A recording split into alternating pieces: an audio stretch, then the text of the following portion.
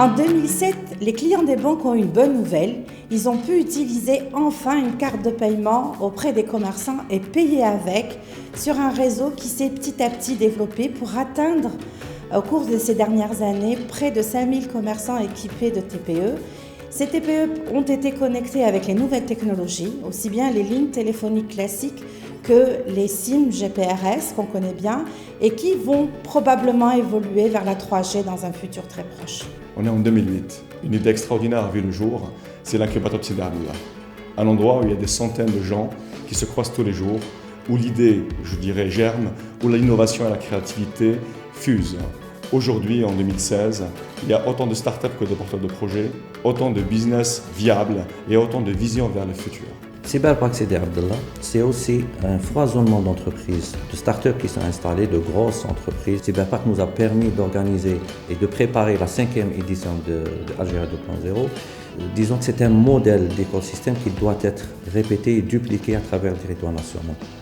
Le secteur de la santé en Algérie a intégré l'ère des nouvelles technologies de l'information et de la communication avec un projet pilote de télémédecine qui a été mené par le Centre de développement des technologies avancées CDTA.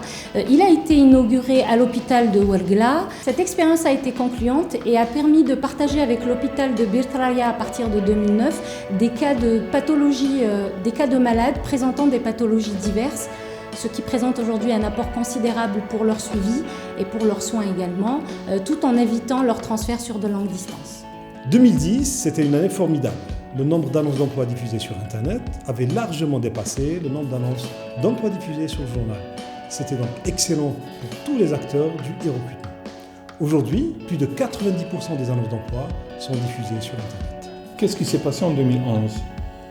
Mon fils est né, mais plus sérieusement, c'est le début des concours de start-up, d'entrepreneuriat numérique. Alors, il y a eu en 2011 le premier Startup Weekend. Après ça, il y a eu plein d'événements, Web Days, Seedstar, etc. Aujourd'hui, il y a des dizaines de ces concours qui ont permis de la création d'une communauté de start-up.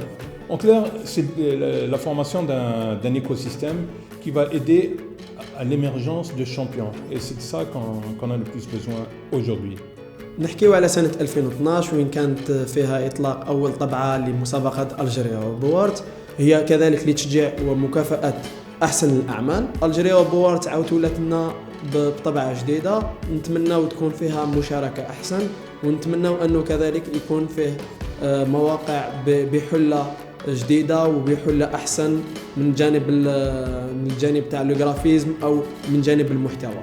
Décembre 2013 a vu le lancement de la 3G en Algérie. Un choix judicieux car il a permis au débit de passer de quelques centaines de kilobits par seconde à quelques mégabits par seconde. 3 années plus tard, les résultats sont là. Le dernier rapport du GSMA qui date du mois dernier indique que le taux de pénétration a largement dépassé les 40%, ce qui inclut approximativement 18 millions d'utilisateurs de la 3G en Algérie. Cela augure de plein de très belles choses qui, j'en suis sûr, vont bientôt arriver. Et 2017 devrait justement amorcer ces changements. 2014 fut l'année du digital. En Algérie, nous avons vu beaucoup de marques s'intéresser à ce canal et par conséquent, le contenu web algérien a explosé. Youtubeurs, réseaux sociaux, podcasters, plateformes digitales, nous en avons eu pour tous les goûts.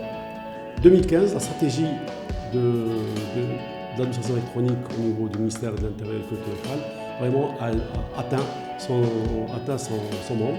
Le passeport biométrique qui a été aussi, tous les passeports classiques ont été convertis en passeport biométrique électronique. D'autre part, il y a aussi ils peuvent aussi utiliser cette carte d'identité biométrique électronique qui va être la clé de toute l'administration électronique. Et plus tard, il va y avoir aussi le permis de conduire électronique biométrique et la carte d'immatriculation électronique. En 2016, le porteur de carte CIB a pu faire des transactions de paiement en ligne pour payer aussi bien ses factures d'eau, de téléphone, payer des billets d'avion ou même demain payer sa facture de gaz et d'électricité. C'est un grand pas vers le paiement électronique et ça va permettre à l'ensemble des utilisateurs de multiplier les canaux de paiement sans pour autant que cela soit compliqué ni difficile. Ça sera sûrement sécurisé, puisque les systèmes de paiement qui ont été mis en place répondent à toutes les normes internationales. 2016 est vraiment une année charnière pour le paiement électronique. سنة ميمونة Antique Magazine وكل عام وانت بخير. Joyeux anniversaire au magazine Antique. Joyeux anniversaire Antique. Happy birthday Antique. Joyeux anniversaire Antique Magazine et longue vie. Joyeux anniversaire Antique Magazine, la Robal Metzna. Joyeux anniversaire Antique Magazine. Joyeux anniversaire Antique Magazine. سنة حلوة Antique Magazine. أمولي مقاز Antique Magazine.